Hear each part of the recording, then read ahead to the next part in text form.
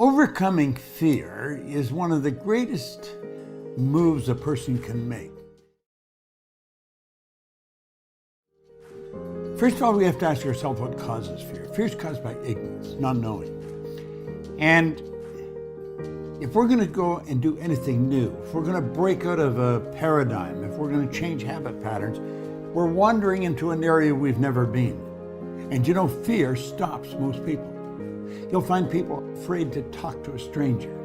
You'll find individuals afraid to stand up and ask a question in front of other people. You'll find salespeople afraid to make a sales call, afraid to ask for the order. Stop and think of how confining that is. A person's putting themselves into a small cell, but it's in their own mind. The doors aren't locked.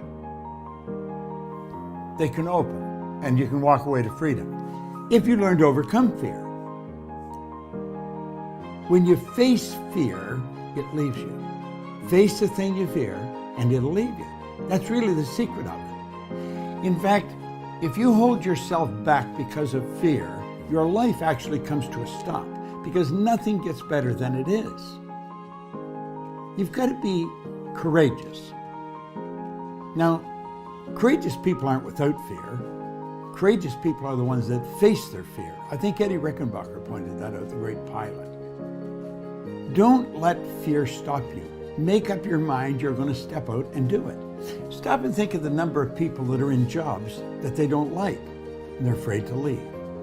Or people in relationships that are destructive and they're afraid to leave. This is a terrible way to live, and it's not necessary.